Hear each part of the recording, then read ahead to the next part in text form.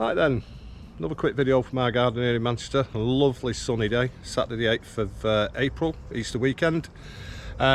This one's about the island bed, which if you've seen in my previous videos was turned out to be a bit of a disaster, mainly due to the really cold temps we had in December, like 12 days below freezing.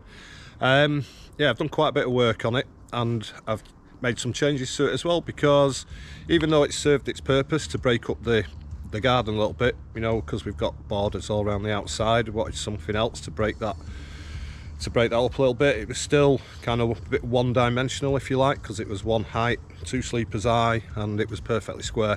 So as you will see, I have changed something that will hopefully change it from being so one-dimensional.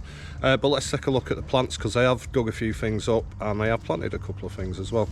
So let's take a look. Not looking brilliant because there's still a lot of stuff to come up. So I've dug up Schlepherenova, which was in this position here, and planted a small Taiwaniana.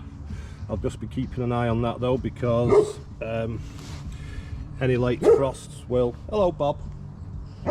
Any late frost will damage the new growth. Schlephere macrophylla, which I am not growing outside during winter ever again. It's just sat there as a stick. I'm going to dig that up later and pot it up, because you never know.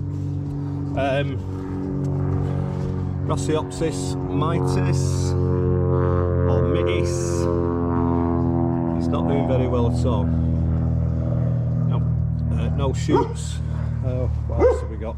Bob! Behave! Come here! Farfugium, crispatum, lots of them coming up there.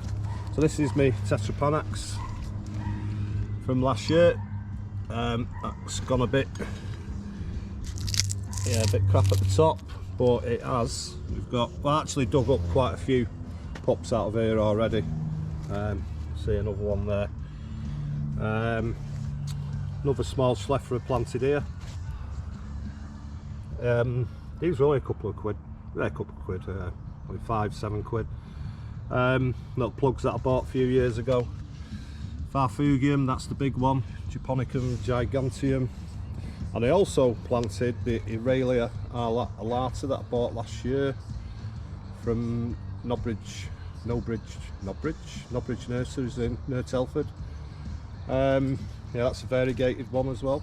Got a little bit of sun at the moment. Schlephere delavii event, still looking good. Get rid of my shadow. Little Princeps there, which, yeah, it didn't seem like a good idea at the time, but I'm kind of liking it in this position now. It has had a spear pull, that, but there is, you can just about make it out in there maybe. There is a tiny one coming out. And then a major addition has been this, kind of a bit scruffy looking at the moment, but Rapidophyllum hystrix, or needle palm, which is a fair sized plant, as you can see. And that then brings me on nicely to the changes we've made. So I've added this bit, which kind of gets away from the pure squareness of the original island bed, and it's on a different level as well. Started skimming the turf off it. I've just got a load of manure.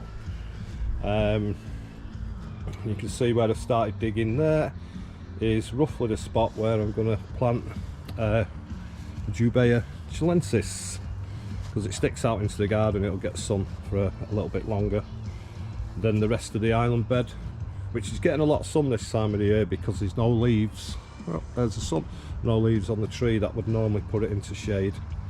And that's about it.